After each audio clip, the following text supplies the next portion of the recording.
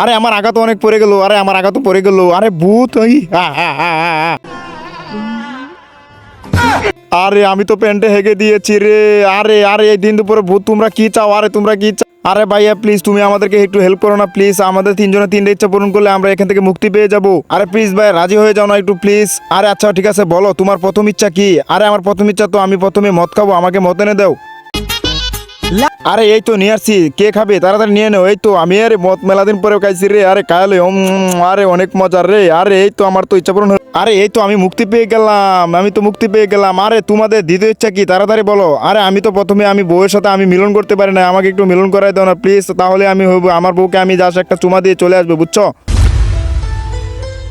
আরে বাহ আমি মরে যাওয়ার পর আমার বউ তো অনেক সুন্দর হয়ে গেছে। আরে এ তো সুন্দর কেমনে হলো রে বুঝলাম না। আরে যাই তাড়াতাড়ি করে এটা কিস দে। আরে তুমি কে? আরে তুমি কে? আরে আমি তো তোমার জামাই। আরে কোন জামাই? আমার জামাই তো অনেকদিন আগে মরে গেছে। আরে তোমাকে আজকে ঝাড়ু দিয়ে পিড়ি আজকে মেরে ফেলবো। ওয়াল্লা গো আমাকে মেরে দিল। আরে ভাইয়া তোমার জন্য তো আজকে আমি অনেক মার খাইলাম। আরে ভাই আমাকে মাফ করে দিও। হ্যাঁ তারপর কি হলো সেটা দেখার আগে তোমরা যারা মহান আল্লাহকে ভালোবাসো ভিডিওতে লাইক করে চ্যানেল সাবস্ক্রাইব করে দাও, যারা লাইক স্ন্যাপ করবে তাহলে যদি তোমরা আল্লাহকে ভালোবাসো অবশ্যই আল্লাহর মহান নামটি কমেন্ট বক্সে লিখে যাবা।